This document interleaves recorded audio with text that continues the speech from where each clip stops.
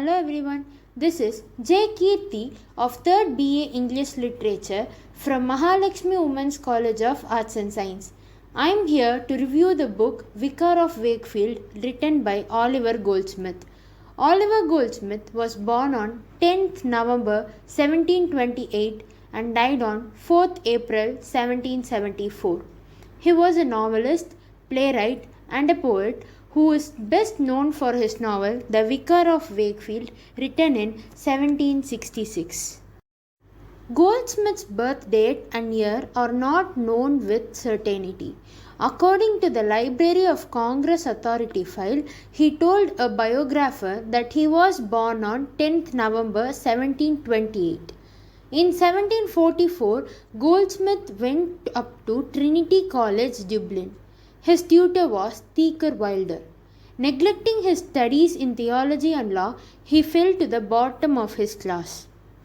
The Vicar of Wakefield, subtitled A Tale, supposed to be written by himself, is a novel by Anglo-Irish writer Oliver Goldsmith. It was written from 1761 to 1762 and published in 1766.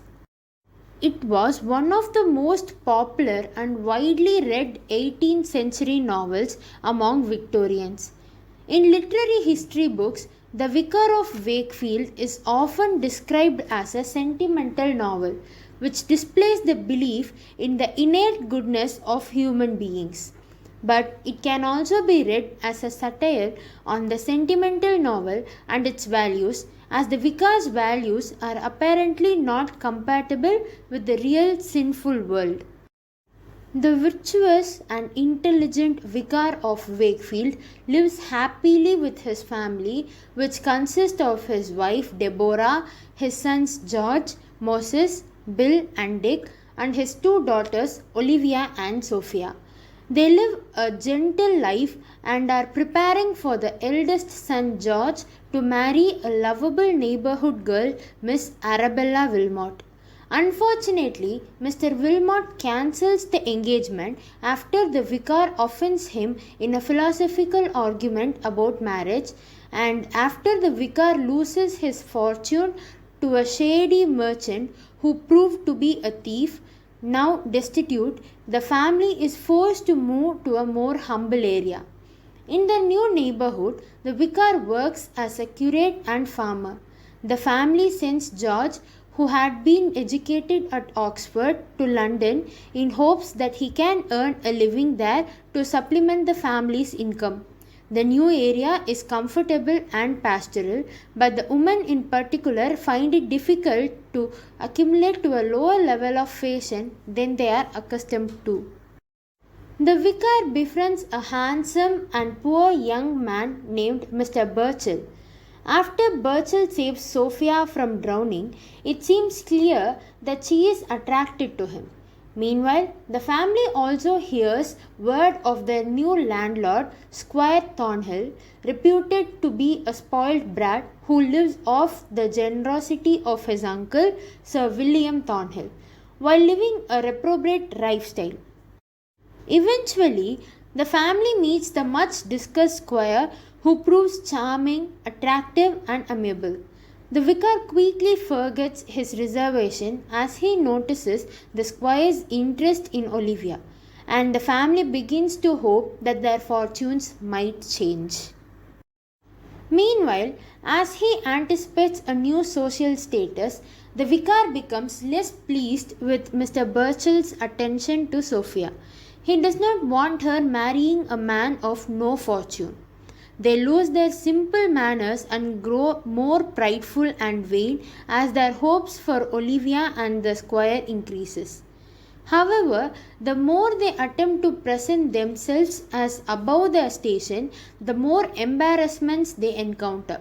For instance, both the vicar and Moses are duped when attempting to sell the family's horses in exchange for more fashionable ones. The squire introduces the vicar's daughters to two fashionable ladies who suggest they might find positions for the girls in the city. The family is pleased.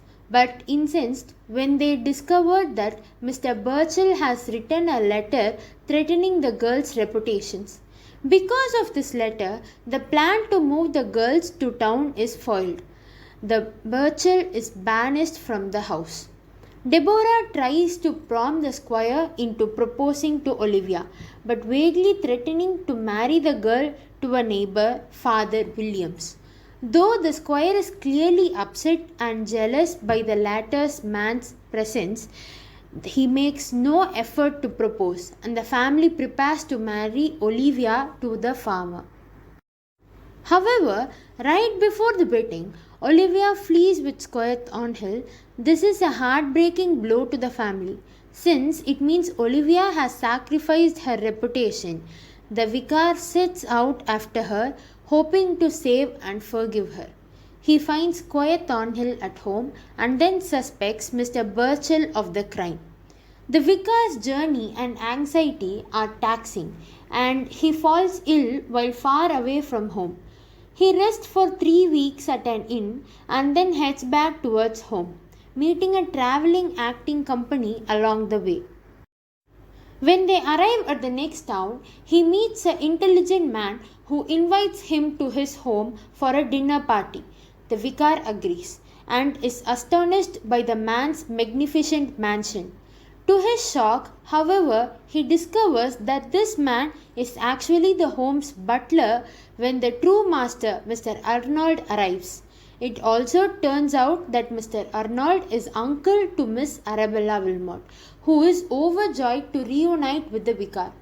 Her love for George has clearly not abated, although there are rumors that she is preparing to marry Squire Thornhill. The vicar stays with the family for a few days. In an amazing turn of events, they attend the acting company's show to discover that George himself is acting with it. Later, George reunites with his father and Arabella and tells of his many misadvantages since partying with his family.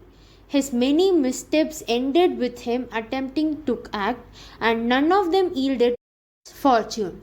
Along the way, he had reunited with an old college friend who turned out to be Squire Thornhill, but was ruined when he fought a duel for the squire and was then by Sir William for that base behavior. The squire soon arrives at the Arnold house and is surprised to see the vicar and his son there. After some time, noticing the renewed feelings between Arabella and George, the squire procures a job for George in the West Indies. Since he has no money and no one suspects the squire of ulterior motives, George gladly departs. The vicar prepares to return home. Along the way, he stops one night in an inn and coincidentally discovers that Olivia is there as well. They reunite in a emotion, and Olivia explains how the squire seduced her, married her in a fake ceremony, and then left her in a house of prostitution. She finally escaped his clutches and has since lived at the mercy of the innkeeper.